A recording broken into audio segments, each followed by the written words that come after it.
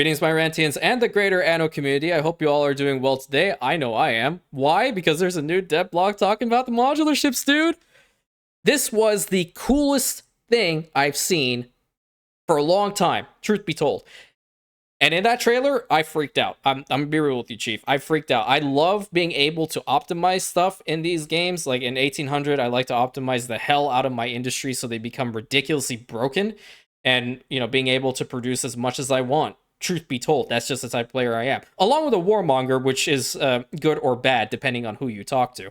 But before we go into the substance itself, I want to mention, this is important to do so, we are more than likely going to have a difference of opinion when it comes to some of the stuff that we're going to be talking about in this video, and that's totally okay. The only thing that I would like to ask, let's just be respectful to one another and to your fellow Anno gamer. I'd be quite penetrated by your kindness, and I know for a fact that your fellow Anno gamers are also going to be quite penetrated by your kindness. We're going to be spreading the kindness everywhere, and the cool thing is, the Anno community does a good job in this, from what I've seen. I've been on YouTube for a little over a year now, and everybody has been very, very respectful, very kind, and just incredible. So y'all will maintain it 100%. Let's have some substantive conversations going into this. So without further ado, let's scroll down. And we're not going to be reading verbatim. We've all had that teacher or professor that likes to read verbatim off of the damn PowerPoints, and I swear to God, I just wanted to bash my head against the wall every time that happens. So we're not going to do that. We're just going to kind of, because, a lot of it is kind of like explanation and fluff, as I like to say, like bringing in the historical aspect to this. I will post the link for the actual, Devblog in the description. If you want to check it out, by all means, go ahead and do so. But here's the first thing that we're looking at, and this is the shipyard itself. And I'm going to get into the picture. That alone, if it's not the final product, it looks gorgeous.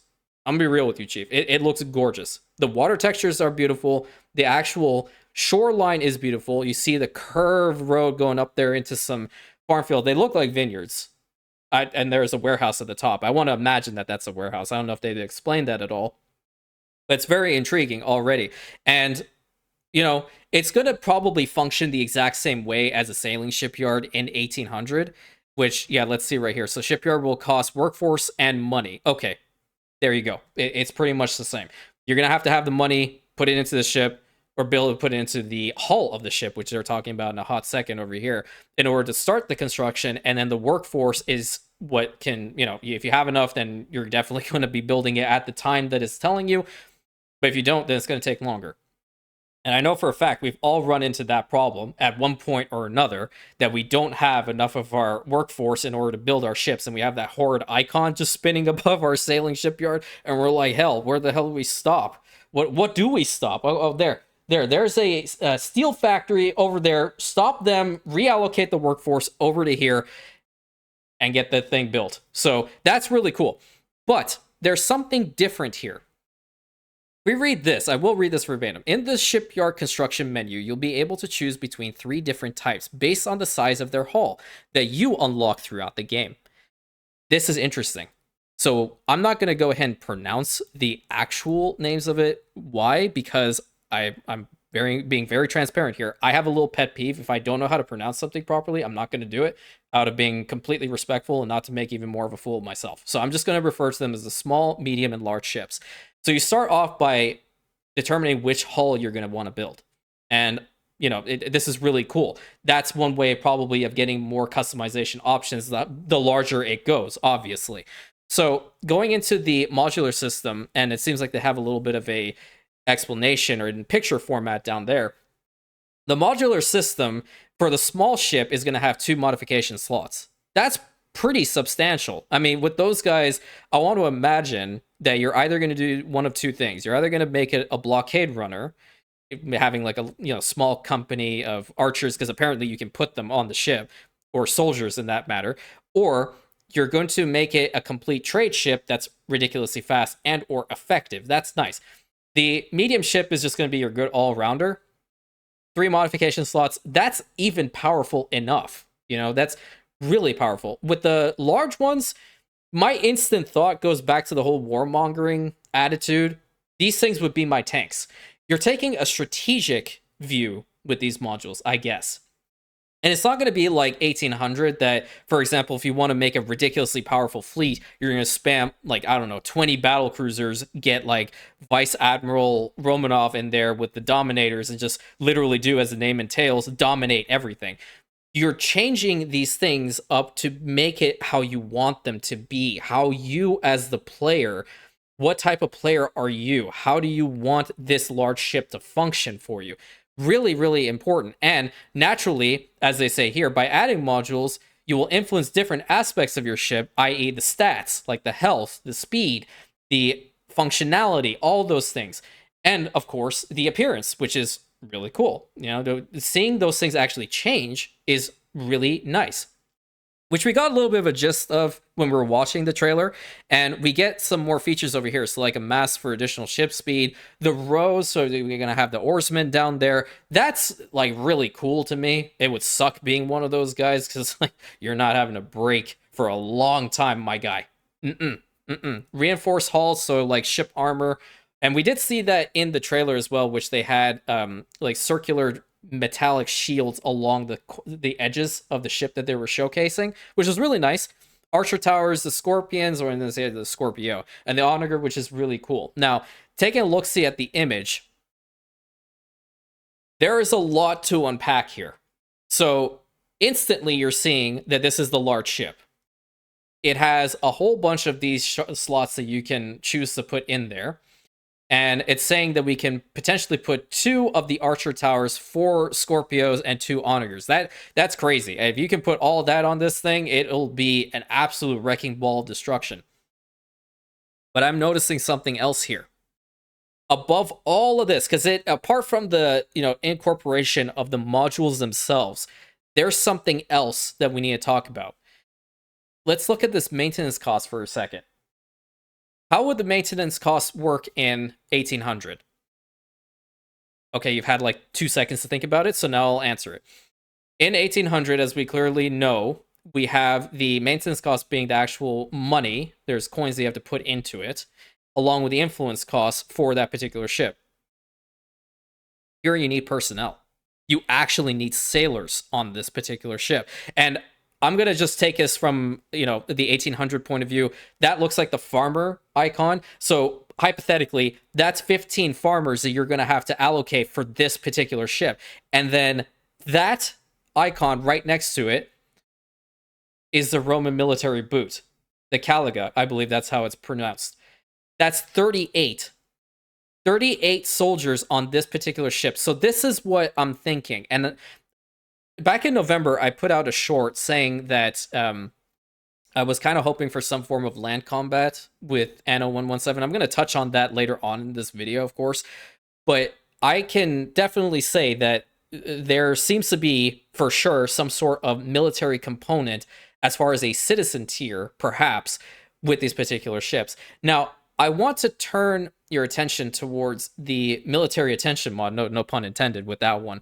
The military attention mod. I'm going to pull up my current Anno modded campaign to show it to you all. What I'm thinking is at least some of the inspiration that they took for this particular idea. Oh, would you look at that? You just happen to be greeted by Rantian banners. This is something that my community actually custom made for your boy. This was so cool. I'm a big fan of banners, so they just went ahead and made these banners and put them into the game. I'm just like, oh, incredible. But that's not the topic of conversation here. The topic of conversation are these guys, and this is part of the military attention mod. Don't mind the fact that he's unhappy. I haven't given him his cigarettes yet. But the thing here is that the soldiers themselves have their own workforce. So this mod does a really good job of incorporating soldiers as their own citizen tier, and they do have upgrades, which is nice. And I'm not going to show it because I do have a lot of people that will more than likely watch this video that are also watching the modded campaign, and I don't want them to see what's happening behind me right now. But they would have their own requirements again, like for example, these guys need the canteen, the field hospitals, bread, basic weapons, and all these things. So I would imagine that if there is some sort of like military component to 117, that this is something that they're thinking about, or perhaps trying to not replicate, but do something along these lines. But the other thing here is that they could potentially try, gonna zoom in all the way over to here, This is the Navy recruitment office that comes with the military attention mod.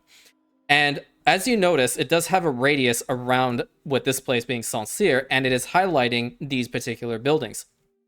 My thought is that they would potentially have a similar building that you can put down in your cities to attract sailors, or in this particular case, Roman conscripts.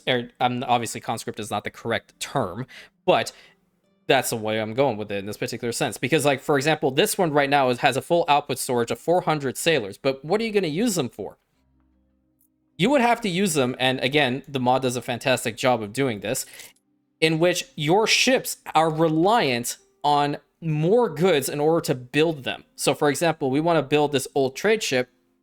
We're not only just looking at the fact that you need to put timber in there plus the sails. No, we have to give them the timber. We have to give them the sails. We have to give them the weapons. We have to give them care packages. The sailors of whom are going to man this ship have to be there. We have to give them ammunition in order for their guns to fire, and they need weapons. All of these, making it ridiculously immersive. Now, I don't think that they're going to be taking it in this level of immersion, but do I feel like they're definitely going to incorporate some sort of actual military aspect to the game? Absolutely. And that is why they decided to put that little requirement in there. So your islands are going to have to, or your settlements rather, are going to have some sort of component for not only a regular workforce for your industries and your building your settlement and whatnot, but also for your ships. How is that going to work in the grand scheme of things? What happens if you don't have enough? Is it just like you have a building similar to the Navy recruitment office over here, and you get for example, the sailors, enough sailors in there, and then that's all that's necessary for them? Or is it a constant usage? Let's head back over to the Devblog itself and we'll talk about a little bit more. So taking a look-see at this again, we can go through here because obviously they're just saying that this is like how their ship configuration menu is looking like. But if we go here, I do kind of want to read this little section verbatim. When building your ships, there will be some limitations in place. Each module can only be built a limited number of times per ship. For example, on the medium ship, you'll be able to build a maximum of 2 catapults or archer towers. So they're mutually exclusive here.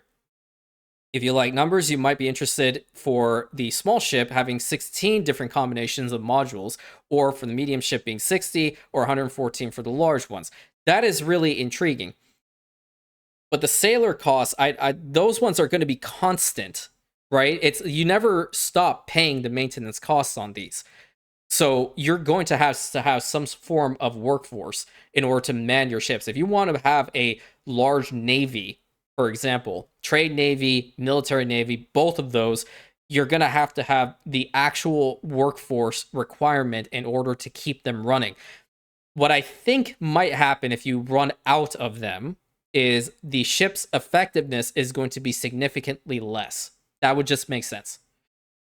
In the grand scheme of things, it's very immersive. But I think at this point, I need to look at the other end of the spectrum here. As I mentioned earlier, I put out a short back in November. I might not have. I don't even know whether I mentioned it earlier or not. My brain's kind of scattered. Haven't had my coffee today. But back in November, I put out a short saying that I hope for some form of land combat in Anno 117. And the comment section in that particular short is kind of half and half. A little bit more favoring, yes, I want to have land combat in this game. And the other half, a little bit less than half, being no, God, no, we don't want that at all. That just goes to show the difference of this incredible community.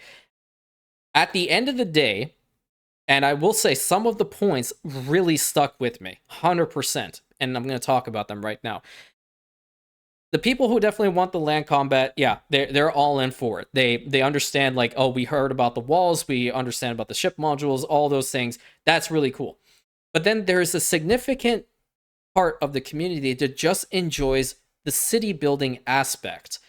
And that should be mentioned 150%. These games are not meant to be combat simulators. They are city builders at the end of the day. If you want to go full in a combat simulator, I'm literally just going to point you towards Rome 2 Total War, or heck, even the OG Rome Total War. Build as many legions as you want, my friend, and go conquer the entire world. because that is exactly what it's designed to do. This game, on the other hand, it does not tailor to, everybody wanting to have military related items. There are just some people that really enjoy loading up the game by themselves in the session and just building, just being able to have trade ships go to and from, being able to trade with other NPCs if they're there. They don't want to have conflict with anybody. They hate the fact that maybe even turn off the pirates. They can do that. I'm not entirely certain. I've done it from time to time. It's definitely not my play style, but there are definitely a lot of people that enjoy just the city builder aspect. And what I'm a little concerned about is, yes, Romans are known for being militaristic. They're known for being very expansionist throughout history. And obviously, the warmonger gene runs thick through their veins, naturally. So having ships like these, being able to put like archer towers and Scorpios and all that stuff on them, that's all well and good. But that's probably not what a decent amount of Anno-related players are going to want to do. So I don't know in the future whether they're going to be adding some additional stuff to it, because I can say for all intents and purposes, right now, if you are just the type of player that enjoys like trading and, peaceful building, from what I see in the ship configuration menu, you're only going to be focusing on these two, the better mass and the oarsman. You are not going to care about ship armor because you're not going to be fighting with anybody. You're not going to care about having onagers or Scorpios on your ships because you're not fighting anybody. And you're definitely not going to be wasting a military force by putting archers on a ship, unless you just want to be, I don't know, you want to make one of your trade ships have some archers on it for protection. That's all well and good. But there's a good majority of people that don't want to do that. They just want to play the game for the city building aspect, and that should be recognized. I hope in this particular sense, I'm going to change what I said in the short. I hope for land combat, but at the same time, I hope that there is a disable button for those people who just do not want to engage in any form of combat whatsoever. And naturally, it really goes down to what NPCs are in the game, how the game functions. All these answers will probably be given to us in the future. As it currently stands, ship configuration is really cool. It's a really solid idea, and I'm very, very intrigued about it. I think the way that they're going about it is very, very cool. The maintenance costs, you're definitely going to have a good amount of people available on your in your settlements. I'm just going to say settlements, not islands. It's probably going to be islands, but who knows. Having the farmer, for example, and then the military aspect, which either comes through like you putting down a barracks or recruitment office in the middle of your town and just passively getting them. But in this particular situation, I want to mention that is probably a static type of citizen tier, similar to what we just saw with the military tension mod with the soldiers. But let me know what you think. Obviously, like I mentioned before, open for discussion, open for comments. By all means, go ahead and do so. Just make sure we keep the respect amongst one another, and that's all I ask. But until next time, my friends, thank you so much. Hopefully you guys are as interested in this game as I am, and I'll catch you in the next one of our adventures, my friends.